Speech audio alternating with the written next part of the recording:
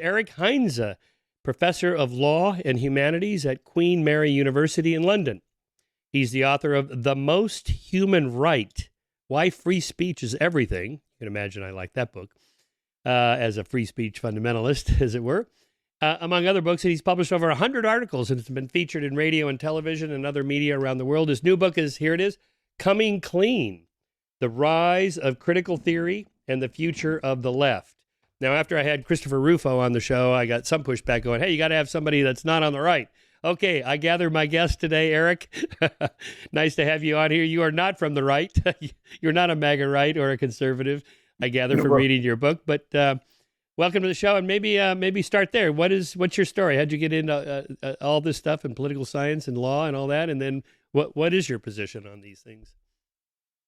Yeah, well, I mean, basically, yeah. I think as with with many people who kind of jump into these issues, you notice certain things and certain discontents over a long time. Sometimes dating back to your student days. But it can take time to kind of be able to articulate a broader picture of what's going wrong. Sometimes the things are are so glaring in front of us that we don't see them. Because I don't think anything I say in the book should be very shocking, and yet I think a lot of what I say is not really being said. A lot of people, I think, are getting the impression that I simply kind of want to rehash a kind of whataboutery, right? And so the left spends a lot of time criticizing, the West and Western history. And then on the right, you get the kind of mirror imaging of telling the left all of the complicity that they've had with totalitarianism. Well, that's kind of a starting point from me, but that's not my end point. Right. The problem with these discussions is that's kind of where it ends, is just this kind of eternal firing back and forth of those sorts of very entrenched positions. So my point in the book is certainly not just to rehash once again all the crimes of the Soviet Union and of Maoism and of Pol Pot and, right down the list. This is all well known. It's out in the public domain. Either people will take an interest in it or they won't. What I want to do is then go to step two. What do we do with this knowledge? How does this then really translate into a kind of reinvention of progressive politics? A lot of people on the left think that they've done this. They think that they've incorporated lessons from the past. And one of the things I show in the book is they haven't.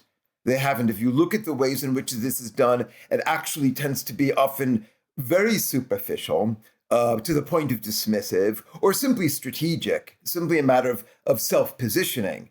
But progressive thought otherwise has always been a lot more than just about strategizing. So these are some of the things that I try to get at in the book. Yeah. Could you distinguish for us like liberalism and leftism and progressivism? Are these largely overlapping, or are there sharp distinctions between them? This is a trap. And again, I've already had flack for this. Is people, without reading the book, they read some blurb, problems of the left or what the left needs to do, and then of course the immediate response is, well, what do you mean by the left? There are many kinds of leftism. There's no single, often they contradict each other and so on. But that's not just true of the left. This is true of pretty much any ism that we've had over the past few centuries. That's not a revelation. And so, yes, of course, leftism, liberalism in the more colloquial sense, progressive, radical, revolutionary. Yes, all of these have, long histories. They fed into each other. Yes, sometimes there are contradictions. Sometimes there are convergences. And so the point in my book is not to get hung up with these sorts of definitions. That would just be another book. To kind of tease out all the different strands over the last century or two. My aim instead is simply to identify a number of strands that have predominated, that have kind of recurred, that have tended to mark a lot of progressive thought. It doesn't claim to talk about everybody who might call themselves progressive or only people who might call themselves progressive. It's simply looking at tendencies, trends that have been very strong in shaping progressive thought over at least the past few decades, arguably for more than a century. I guess what I'm getting at is, like, since the 2024 election of Trump, liberals, kind of old school liberals, have been wringing their hands about maybe we went too far to the left, and that jolted people who were slightly left of center to pull the handle for Trump because they just couldn't take some of the crazy far left wokeism and that kind of thing. You've been hearing all this, like Bill Maher, the comedian, he's been ranting about this for a year now. Like, we're going to lose this election if we don't, get rid of this crazy far woke progressivism. I'm an old school liberal, and by which he means sort of a Bill Clinton, Hillary Clinton, maybe Kennedy, Johnson, that, kind of 60s, 70s liberal. And this has been a big talking point from my book. I finished my book actually before the past November elections. 99% was done before last November. But of course, now that the election results are all too well known to all of us, the book has to keep coming back to these questions, and sort of the constant jump off point is, as you say, and essentially, where have Democrats gone wrong, or where has the left gone wrong, or where have liberals, however you want to phrase it, and then the answers kind of tend to degenerate just into this sort of, we need to talk a little bit less about this and a little bit more about that. This kind of tweaking. Maybe we went a bit too far to the left. For me, this is very superficial. I don't think the problem. One of the things I try to hopefully show in the book is the problem is not going too far to the left. That just begs the question about what we mean by left, too far, and so forth. The problem is not having gone deep enough into ourselves. And that's why my book is fundamentally about what the left does with history. All of leftist thought in the past few decades, here I will generalize. I guess you could find exceptions, but you won't find many. I would say all or pretty much all of leftist thought over the past few decades or more has ultimately boiled down to critical readings of history, readings in particular of the history of the West over the last, say, 2, 3, even 4 centuries. Starting with the emergence of modern states into periods of colonialism, transatlantic slave trade, racial and ethnic discrimination, tied in, of course, questions about patriarchy, heteronormativity, right? So however you want to define the left, these have been constant and recurring themes. The left is fundamentally, whatever your position is, whether it's all the way to the left, all the way to the right, it's very much the left that has defined our discussions about injustice, regardless of the positions people ultimately stake out. And it's largely the left which has defined those discussions in terms of colonialism, capitalism, racism, patriarchy, heteronormativity. And one of the things I say in the book is, I'm not attacking that. Let conservatives attack that. Just say, stop the DEI, stop the eternal hangups of history, stop the anti-racism, stop the Me Too, and so forth, stop the LGBTQ. I'm not saying that any of this should stop. What I'm saying is that, yes, it's good that we've had decades of history focused on the shortcomings of the West, the mass injustice of the West. This is, incidentally, throughout all of human history, a radically different way of doing history. The idea that history would fundamentally be about collective self-critique, this is something very new. And I think it's good.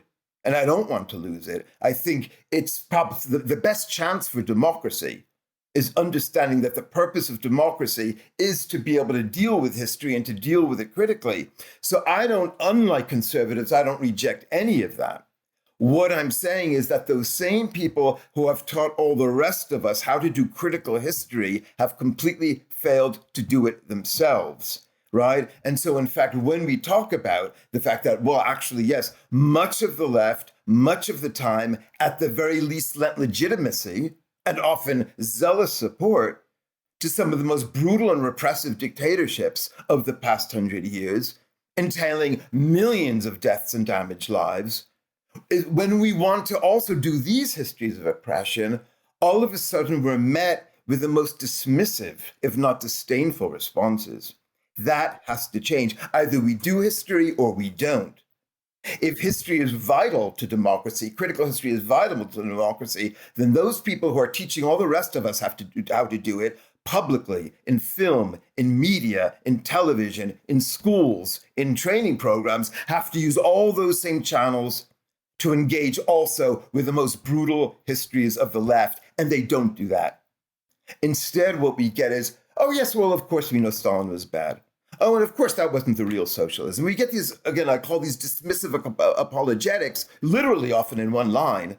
And then, let's get back to business, almost as if you're an idiot for raising these ideas, right?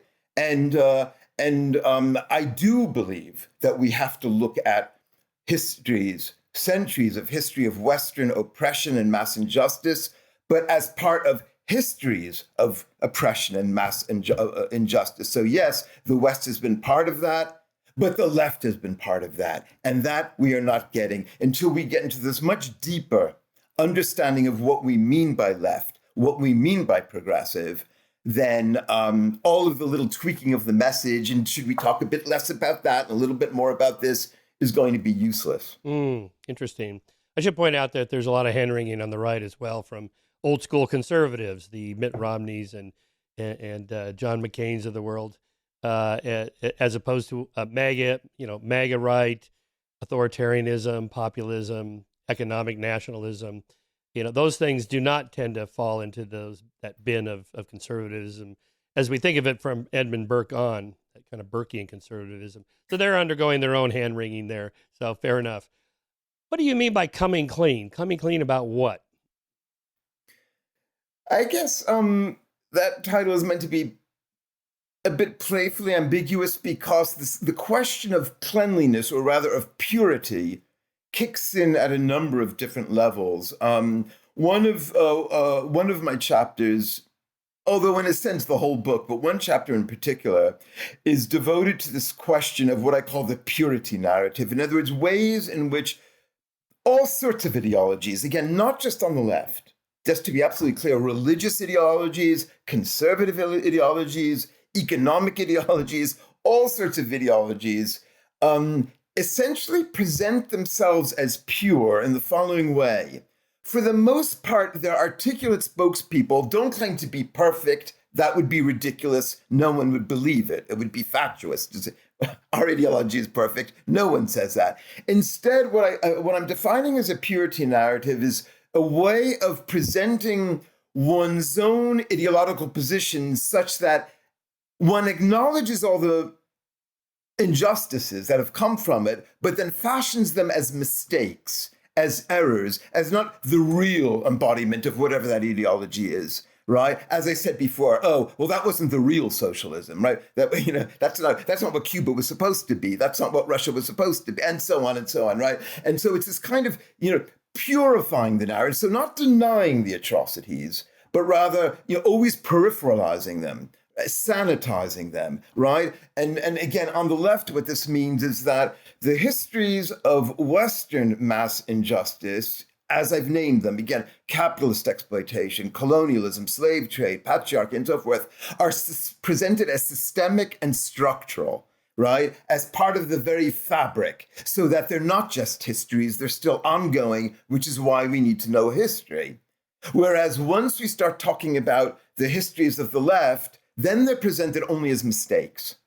Even though we're talking, about the most massive sorts of structures, which again, were responsible for the death or destruction of millions and millions of lives, it's only ever mistakes. It wasn't the real, it wasn't the pure, it wasn't, the ideal, right?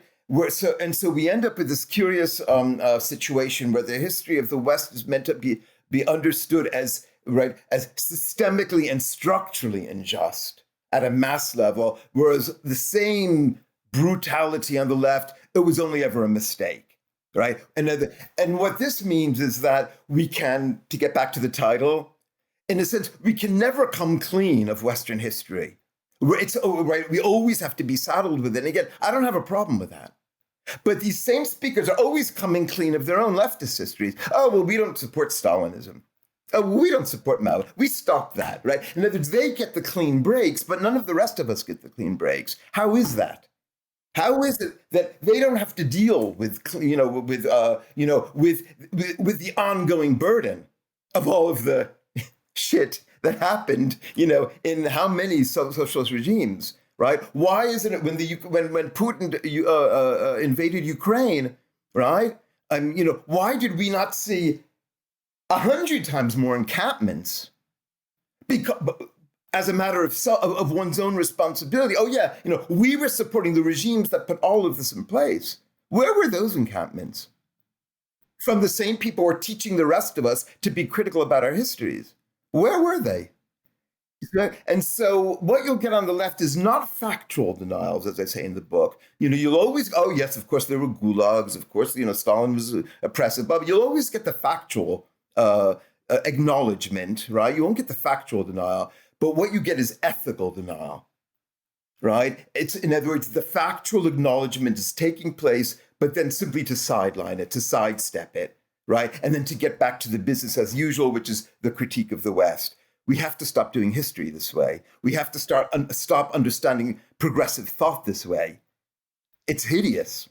It's not progressive. It's regressive. And that's why I'm digging much deeper than just what was Kamala Harris saying on some podium on a certain campaign trail. We have to go much deeper than that. So an example because might been going be on, when, as I say, for more than a century. So an example might be when someone like Bernie Sanders and AOC go on the campaign trail, which they've been on, talking about democratic socialism, and then the right says, "Oh yeah, you mean Stalinism and Maoism and Cuba and so on," and then they go, "No, we don't mean that." Yeah. So what do they mean? What would a ethical, pragmatic, practical, democratic socialism look like?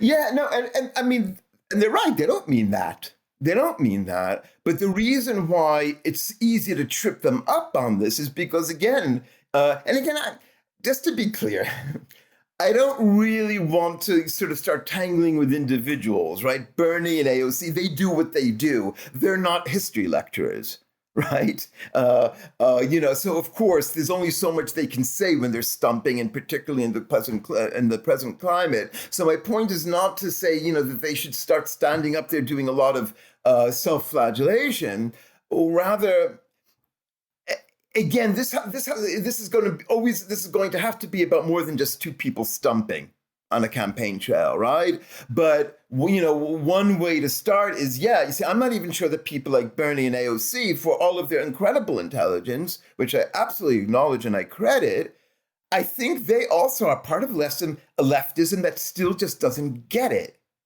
The conservatives criticizing them don't get it either, because again, they're just playing whataboutery. So each side is just throwing whataboutery at the other side, so neither of them are great at history. I mean, it's one of the things I say in the book is that I'm going to criticize the left, but the conservatives are certainly no better in history. Far from it. And so so AOC and Bernie have no lessons to take from conservatives, but they have plenty of lessons to take. And of course, again, it's not fundamentally about these two individuals. It's about a movement. It's about a whole fabric of thought from which created them, which created us, which created many people, who do want to engage with progressive thought, but don't realize that we're constantly stumbling on these obstacles, and that's what makes it so easy for conservatives who are no better and often worse to punch holes in these arguments. Because there has been no real engagement with the leftist paths on the left. There's just been these, again, as I call them, apologetic dismissals, or dismissive apologetics, however you want to call it. I like that. Maybe just another way to summarize your thesis here. What is it that Bernie, AOC, or pick anybody, doesn't matter. What is it they don't get? When you say you don't get it, and they go, let's say they go, okay, what is it I'm missing? You would say. Because again, when conservatives start punching holes in their idea of democratic socialism, I'm not sure that they really do understand what it means to take the kind of responsibility that they expect everyone else to take, right? In other words, if you ask them about, about slavery, about discrimination, about patriarchy, about heteronormativity, they will be able to pretty instantly give you some histories, right? I'm wondering how they would do the history of socialism. Again, they probably do know. In fact, I'm sure they know about, oppression in the USSR, oppression, under Maoism, and again, the whole long list. But it's not really clear, again, how they are expecting the rest of us to understand what mass injustice is. Because otherwise, the background story, which they're presupposing, would just look very differently. We talk about it very differently, right? Again, I was mentioning Israel-Palestine, right? In order to draw the parallel to Ukraine, right? Again, as I said, one thing that would look different is if there were really a taking of responsibility on the left, we would have seen 100 times more encampments in favor of Ukraine and against Putin. We've seen virtually none, or I think zero, actually, right? None of note. Every now and then a couple of students here and there, right? But of course, it would also mean, taking a far more nuanced position on something like Israel-Palestine itself, and in particular, again, the history of leftist complicity in that conflict is constantly factored out, except, of course, to play the heroic role, right? We always factor ourselves into the heroic role, right? But, the ways in which, the left, again, for decades, at least lent legitimacy, if not zealous support, to a regime such as that in the Kremlin, right? Which was toxifying the Middle East for decades, spreading anti-Semitism for decades, helping to shape whole mentalities. Who took responsibility for that? If the rest of us are supposed to take responsibility for Israel, who took responsibility for that massive pumping of anti-Semitism, not to mention the whole structuring of Israel's neighbors, essentially as Kremlin-esque totalitarianisms, right, during the Cold War, right? If you look at, Iraq, if you look at Libya, if you look at Yemen and so forth, right? The kind of regimes that were put into place there, not always, but often, with direct involvement of the Kremlin. Where is that discussion from these people who are, again, preaching to the rest of us how we have to take a critical view of history, how we have to understand our own complicity? Where in any of those encampments are we hearing about the leftists' own complicity in these situations? Again, I'm not saying that they shouldn't talk about the West's complicity. I'm not even against the encampments, just to be clear, all right? I'm not against them. I'm not against looking at problems of colonialism or of racism in the Israel-Palestine conflict. Quite the contrary. We have to look at any relevant factor and we have to discuss it, right? But to have the left dictating this one-sided agenda, that same left, which is constantly teaching the rest of us to look for ambiguity and complexity in human situations and to always engage with the other and all of these other, kind of nostrums, right? When they're doing nothing but pushing the most one-sided, the most blinkered histories, which completely subtract the left's own complicity, the left's own role from these histories, that there's no way in which this is progressive. There's nothing progressive about any of it, right? It is deeply regressive because it is deeply amnesiac about the left's complicity in the most heinous crimes of the 20th century. Not all of them, but many of them, and in the regimes that were committing those crimes. So I gather you were not totally surprised by the anti-Israel and in many cases anti-Semitic response post-October 7th in the West, particularly by students who many people are shocked. Do they really hate Jews? I mean, it's one thing to be critical of the Israeli government or the IDF or whatever for certain strategies, but there seems to be a lot more than that. Is that what you mean? Yeah, I mean, here again, right, as I said, so much of this, to get back to your introductory comments, is about breaking out of the simple-mindedness of the culture wars, right? So let's use this example, right?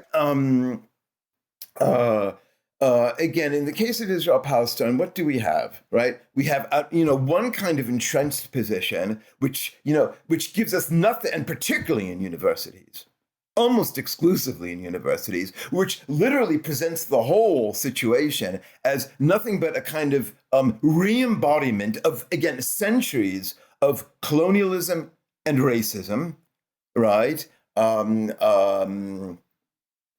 then at the opposite extreme, equally entrenched positions, right, which are just outraged and, just deny that there's anything colonial or anything racist in that situation, right? Both of those positions, again, they're simplistic, and all they do is entrench a standoff by constantly firing missiles at each other.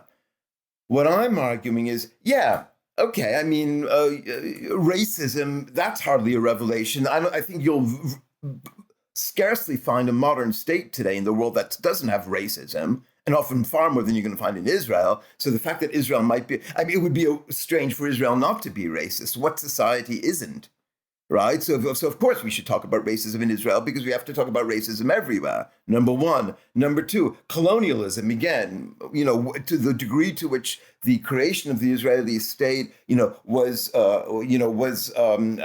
best characterized as a colonial enterprise. Well, we can debate that. So I'm happy to have both of those debates. Again, of course there would be racism in Israel, because there's racism everywhere.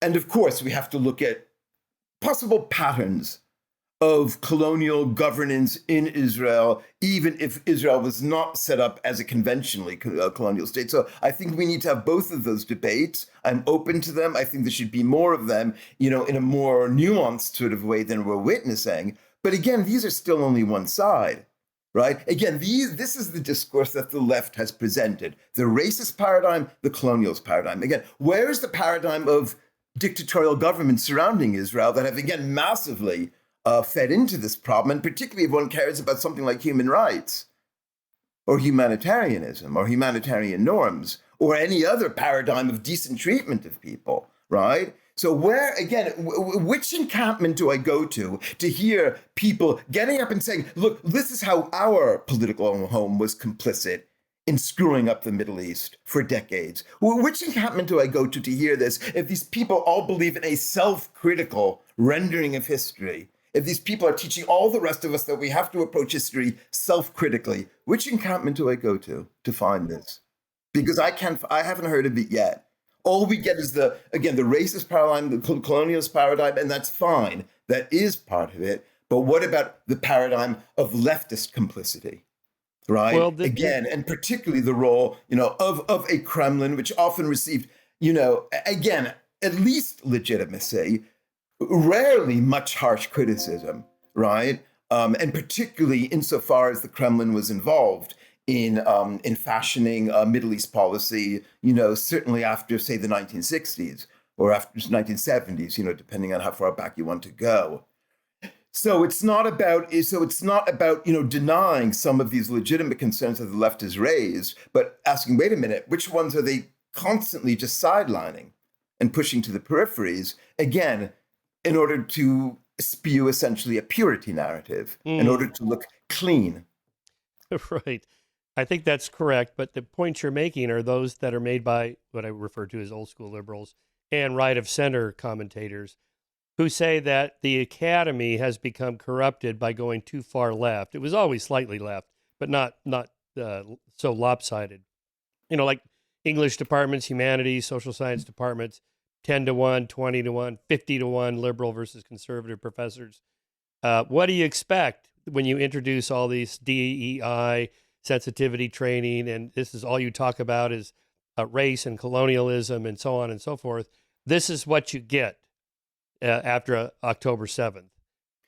And again, as I said, I'm not saying that the left should stop doing any of these things. I'm not saying that it should stop looking at colonialism or stop DEI or LGBTQ or feminism.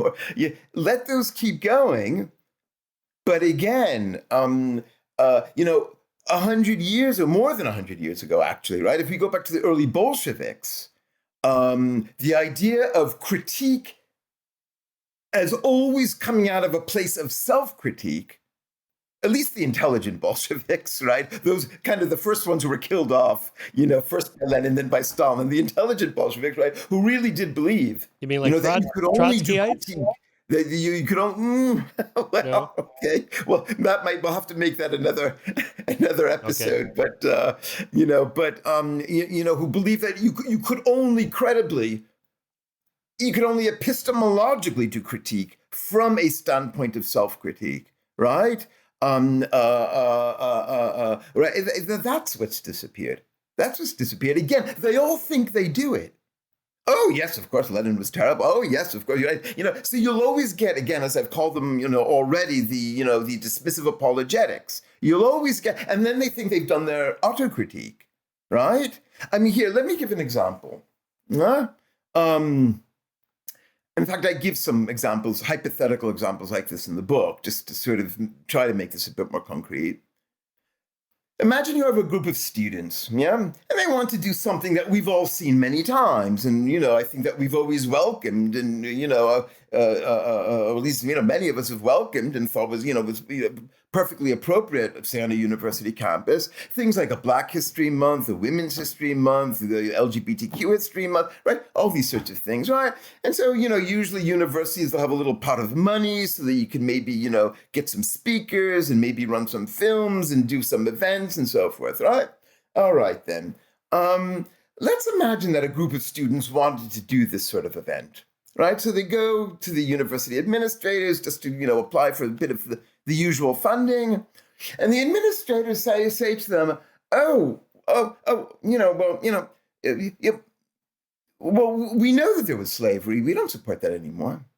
Oh, we know that there was sexism. We don't support that. Or we know there's heteronormativity. We don't support that. Goodbye. That wouldn't be seen as obvious. It would be seen as outrageous. It would be seen as idiotic. And yet, to say, oh, but we don't support Stalin anymore, right? Oh, but we don't support the way, Castro treated gays, right? That's all done, right? So it's again what I was saying before. It's the critical Western histories have to be done because it's an ongoing set of injustices which haven't stopped. But all of a sudden, again, when we're talking about the most heinous things that the left has supported, oh, well, that's done. That's the past. We don't need to dwell on it, right? And so what I find astonishing is that people aren't even surprised when progressives answer in this way. Oh, but we don't support that anymore. Okay, so as if it's done. That ends the conversation. Well, if that ends the conversation, then why are we doing endless study of all of the injustices that you think are important? And they are really saying that they don't give a damn. But of course, they can't say that. So instead, they seem to say the opposite. Oh yeah, well, we wouldn't support that. Oh, Stalin, yeah, of course, terrible. Mao, oh yeah, horrible, right? So they'll do the lip service, but in fact, they don't give a damn. But we should give a damn about mass injustice when they don't. We should be self-critical when they're not.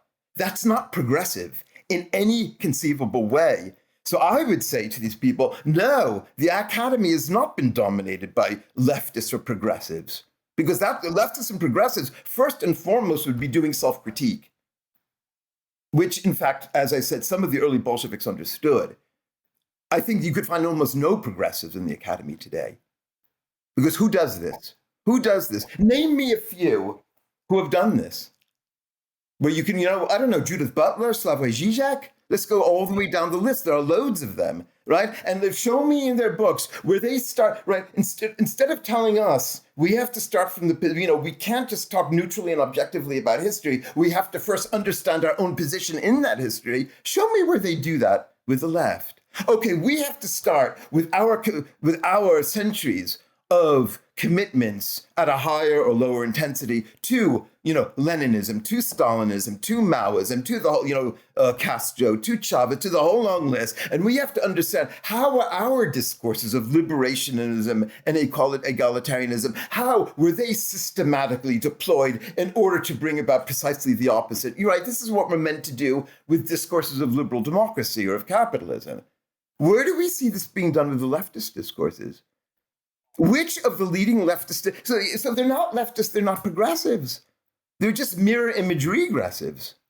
That's great.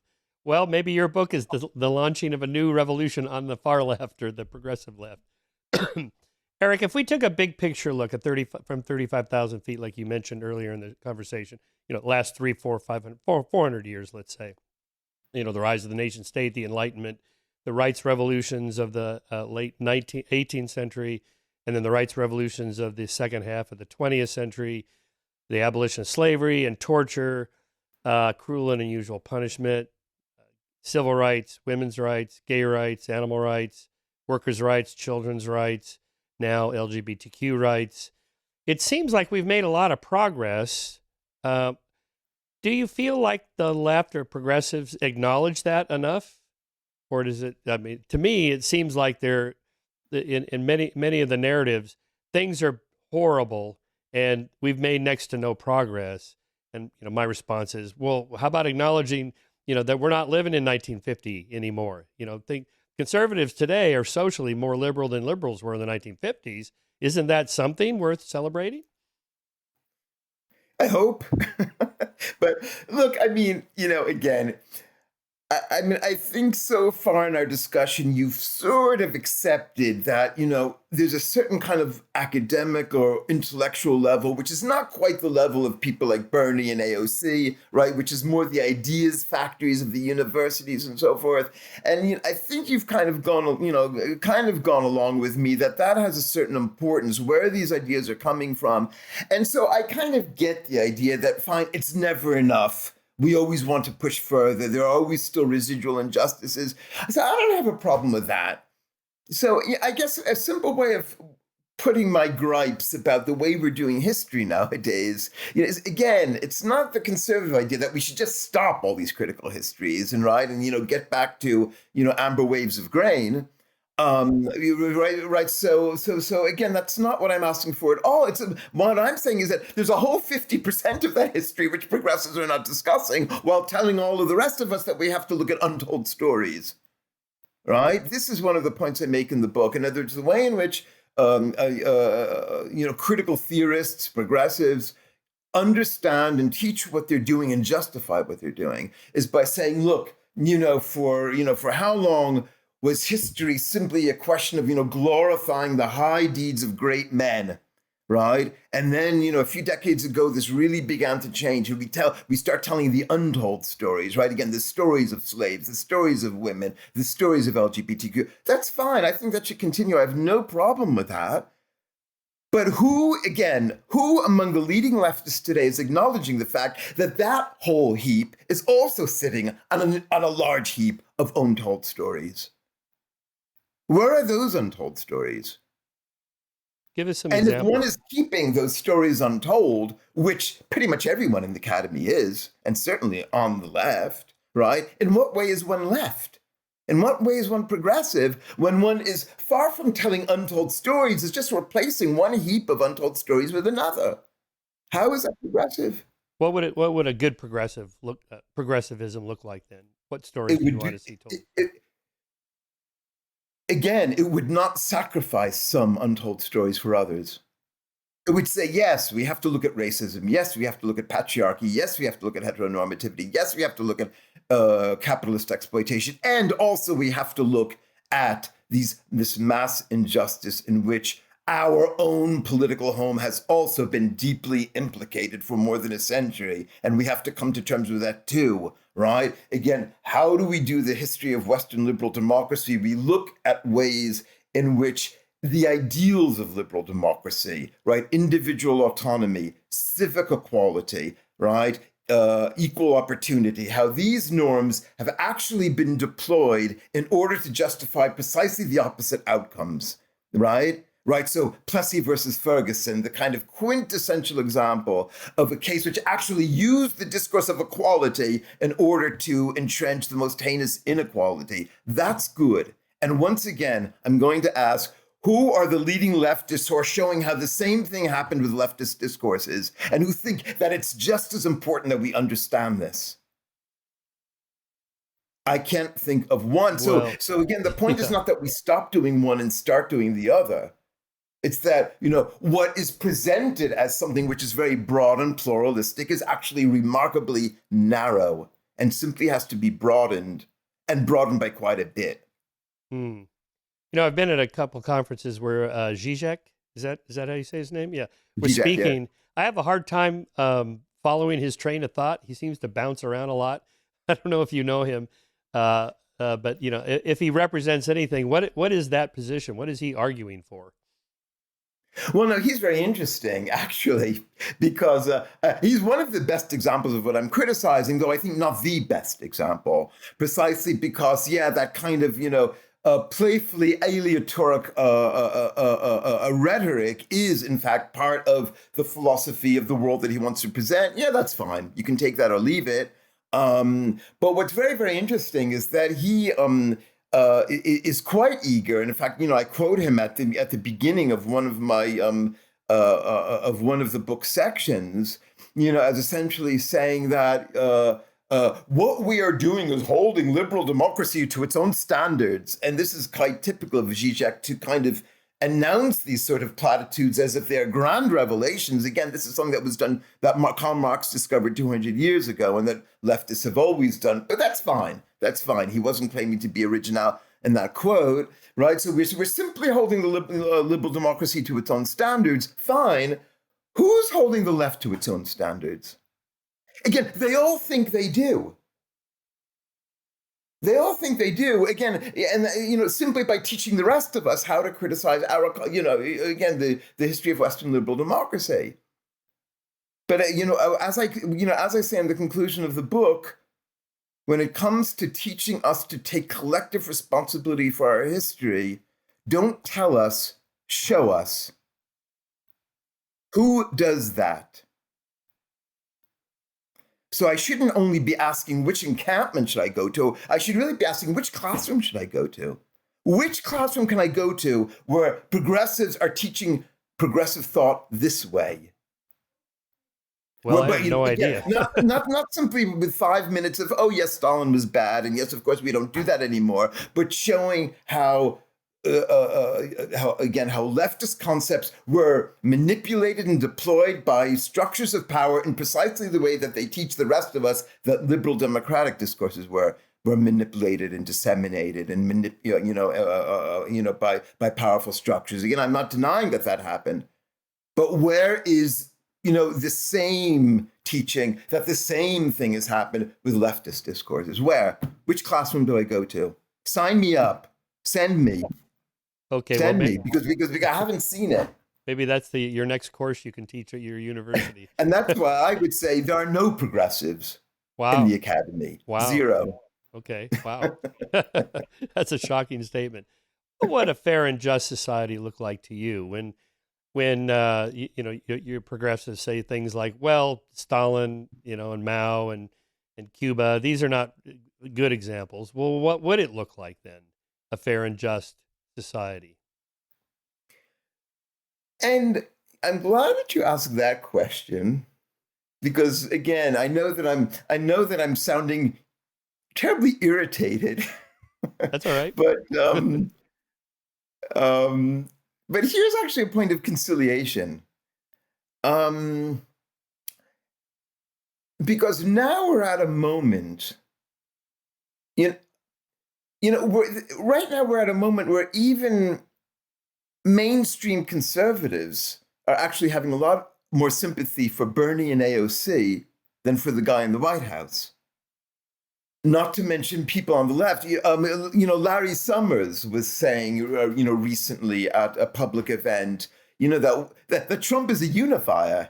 That all sorts of ideological divisions at Harvard, these people, they're suddenly all coming together because the one thing they can agree on is get rid of this guy, right? So what would a fair and just society look like? Who knows? Step one is you don't start with autocrats, right? And again, this has always been a real sore point on the left, right? So if the left, again, wants us to critically look at history, right? Yeah, fine. And let's come together and get rid of Trump and get rid of all of this dismantling of liberal and democratic institutions. But do we also have to look at the fact that for more than a century, leftists were supporting regimes that were doing exactly what we see, hollowing out democratic institutions, hollowing out the rule of law. So what do people on the left think, that this is inherently bad to be hollowing out these institutions? Or is it only bad when it's being done for a program that you don't like? Again, where is this discussion about how the left for over a century was systematically, and to this day still, supporting dictators who were undermining the rule of law, undermining the free press, imprisoning prisoners, imprisoning political opponents, undermining constitutional democracy? The left has been deeply implicated in that, right? So that history has to be done. Yeah, and again, we're not hearing about this. Yeah, well, but we can come together. We can come together to get rid of people who do that. Yeah. So when you talk about the purity test, and this has always been my problem with the idea of utopias, they're not achievable, and no one's going to be perfect, and so on. So when we talk about a just and fair society, we're not going to get rid of every last racist and bigot, misogynist. There's always going to be a handful, So how do we move or sort of nudge in that direction as you see it? And what would be the measure? So here we can shift from equality of opportunity to equality of outcomes. Do we need, let me use specific examples. There's 14% African American of the American population, the U.S. population. Would we need 14% physicians, lawyers, 14% congressional members, or 14% CEOs of Fortune 500 companies, and then we would know we've achieved an equal, fair, just in society? Or is it something else? Just the opportunities are there, and there'll always be group differences, and we can't focus on that. How do you think about that? I'm not sure that those are the only two options. Okay. Right? Either we find the precise percentage point on the one hand, or on the other hand, it'll always be there and can never change. Right? And again, that's why, in my book, I don't set out a program. I know, but I'm asking you. I'm just curious what you think. Separate from the book, just give me your idea of a fair and just society. Well, I'm more interested. I think I'm more interested in what can we all agree has gone wrong, and what can we all agree on as being a better way of taking seriously what has gone wrong. Because that's always step one before getting to the next step of, well, what do we mean by right, and how do we get to right? Of course, that's always harder, right? It's always easier to look at the past and find what's gone wrong than to deliver guarantees about what will work in the future, because the future always holds too many unforeseeables. Mm-hmm. So, I mean, I could probably sit here and give you 10 plans. I wouldn't really know which is better than the other. And again, I just don't think that's, I just don't think that's really necessary. This is why we have democracy, because fine, once we identify problems in the past, then we all come to the table and we fight it out in that messy way, and we just come up with something. And as you say, it's not going to be perfect. It's always going to have a lot of horse trading. That's kind of the way politics is. And that's why for me to kind of present my ideal model, right? It doesn't matter what my ideal model is, because that's not what we're going to get, or anybody's ideal, right? Democracy is not there for ideals, right? Democracy is there to try to hash out workable, imperfect solutions. And I think that's good. Yeah, I think too many evils over the past, century or so have been committed in the name of getting to higher and more perfect ideals. Mm-hmm. But of course, so I'm happy more with a system, where people have, where different voices are participating, and again, where we're looking at, if we're going to look at history critically, we're sure to include the relevant histories, and not only selectively. Selective history is not history. Yeah, but Marx famously said that the point of studying history is to change the future, right? Or I guess it was philosophy, studying philosophy, is not to understand the past, but to change it. And Marx also famously admitted to being very vague about what it would look like. I see. Right. He knew very well that you couldn't plot it out, that there was also contingencies. That's why I think we tend to exaggerate the determinacy of his understanding of history, the determinism, I should say, of his understanding of history, right? He is quite deterministic in talking about the past, because that's easy to do. Right, it's there, right? So you can put a pattern on it, and he certainly did. That was somewhat in vogue in the 19th century, certainly in the early and mid 19th centuries, was to put these patterns on history, and he did it. But he was quite straightforward about saying we don't know what the future is going to look like, right? At one point, he says, well, but we know what it won't look like, or at least what it shouldn't look like. In other words, we can still look to the past for understanding of what needs to be changed. So much of your book discusses, although slightly different words, but okay. Well, you discuss critical theory, and I guess that's overlapping with critical race theory, right? Yeah. So the identification of past wrongs and the kind of culmination of critical race theory, I guess, would be the 1619 Project, in which they kind of outline, here's all the ways America and the West is still structurally racist. Even if you personally are not a racist, you don't know any racist, everybody's, likes everyone else, but generationally, there's huge gaps in income, home ownership, quality of schools, and where different groups go to different schools because of this past history and so on. The whole point of that is we need to do something about it, right? We need to change whatever it is, reparations or something like that. Well, where do we get the money? You have to raise, the tax rates at the upper income. For example, at the moment, it's 37% in the United States of the highest earners. And, Bernie and AOC and the progressives, they want to raise it, 50%. It used to be 70% in the 70s or even 90% in the 50s. Let's get back to that so we can correct these wrongs. That's taking the past and understanding it, and then wanting to do something about it. Do you go that far? Like, okay, let's take what we know, and then now let's correct these injustices. Well, yeah. I mean, of course, that is, where we want to be headed. Otherwise, the whole thing becomes kind of just a meaningless exercise. I guess I would say two things. I mean, so let's take the 1619 Project. Right, because as we know, it was subject to not only a lot of attack, but a good amount of ridicule, and still is. Right, and there again, so you see that's typical product of the culture war, right? So those who have to kind of virulently defend it, those who virulently attack it. How about a 1917 Project?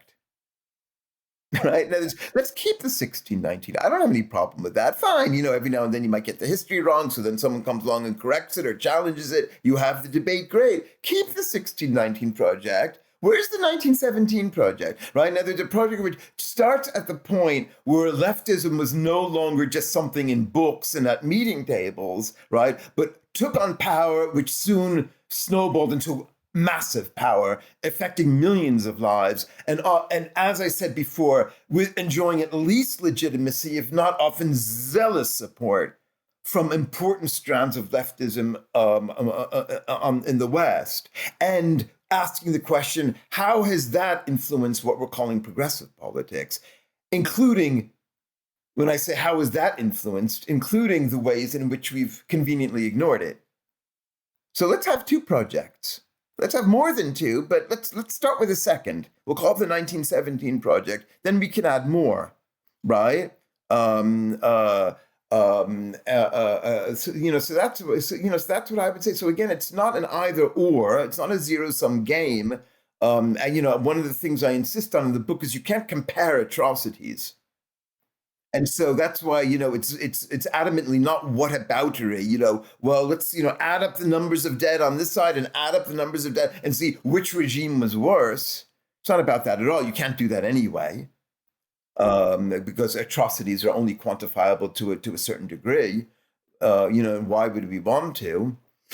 So yeah, that's what I would say. It's but again, as to your question of, well, again, you're really pushing me to get to stake out a policy. Well, yeah, I mean, once we're getting into, incomes in the billions, which is not being reinvested, you are right. I would be very much a partisan of not taxing or low taxing for any which is reinvested, which goes back into creating jobs and creating employment, right? But once we're just talking about, personal wealth, which is skimmed off the top, yeah, sure, I'm happy to increase taxes on that because, because its beneficial effects on the economy are minimal. So there, I gave you a policy. Okay, there we go. Well, Eric, I'm not sure that was, maybe the most insightful thing I've had to say today. But there you go. Sure, I'm happy to, to look at that. I think, I think $999 million of personal wealth is very nice. I'm not sure that, once it becomes $1 million more, all of a sudden, taxing it is going to be such a terrible thing. But again, of personal final wealth, and not in terms of reinvestment, research and development, other things where I think there are good reasons to, to let that money continue to be productive. So, but again, on this kind of practical level, we want to kind of correct what has gone wrong. In terms of studying history, we, as a social scientist, we can't run experiments. Let's try an autocracy versus a democracy or whatever. But we can use the, natural experiments that have happened and then use the comparison method. Obvious, simple examples, North Korea versus South Korea. Let's look at why they're different, or, East Germany versus West Germany before the reunification and so on. When you give examples of, Lenin, Stalin's USSR, and Mao's China, Pol Pot's Cambodia, and so on, the people might say, why can't they say, yeah, we tried progressive leftism. That's what it looks like. So it's failed. We've run the experiment. That doesn't work. Period. End of story. We got to try something different.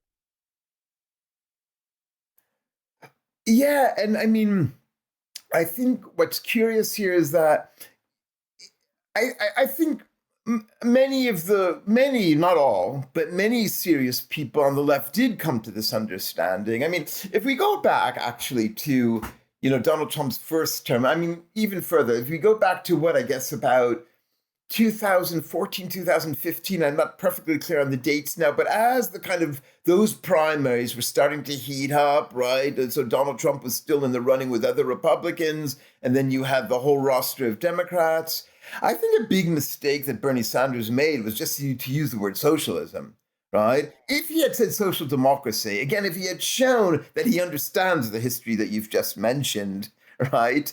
And that, fully fledged centralized centrally managed economies managing every aspect of an economy, right? Have led to economic catastrophes and breakdowns, right? And so acknowledge that by changing the terminology a bit, right? We might be in a very different place today. And it made me wonder at the time, so what does he mean? I mean, he's no idiot. He's no idiot. He knows the difference between socialism and social democracy. I mean, this is just, you don't need to to have a PhD in political science to know this, right? I think pretty much anybody who reads the news, right? You're right. And so I have to say that threw me too, when he was not using the term social democracy, that little although I think that, at least now, 10 years later, that seems to be what he and AOC mean. Who knows? So if what you're saying is that they need to be a bit clear about this, yeah, you've got my 100% support on that. All right. And in so doing would also, again, be showing somewhat of a greater awareness of history, that if they mean something like, an enormous state managing every aspect of an economy, right? Well, how, are they willing to acknowledge that these have been colossal failures? And if that they don't mean that, well, can they be a bit clear what they do mean? I'd like to think that they mean something more like, a loosely sort of Northern European model of, say, the 1970s. Now, I'm not sure that a Northern European model of the 1970s can be adapted wholesale into present conditions, because other factors in the world economy, such as China and so forth, or India, now play a very, very different role. But if they mean, something like that, which is, generally hospitable to free markets, redistributive in a strategic way, yeah, I mean, I think that's at least more serious. It's something to look at. And when conservatives just kind of, tar that all as communism, they're just kind of flaunting their ignorance in the most, in the highest, with the brightest colors. So it's not to be taken seriously. So, of course there are different, we always have to understand that there are different competing economic models. And it's true that I think a real problem among conservatives is to ultimately lead us to the idea, fine, we believe in free markets, but free markets only mean one very specific type of model. That's terrifying. We always have choices among economic models. That's as true on the left as on the right. And I would say straight along the spectrum, we could use more clarity. Yeah, that's good. All right, Eric, thank you so much. Here it is again, Coming Clean. The rise of critical theory and the future of the left. Thank you, Michael. It's been an absolute pleasure to talk to you.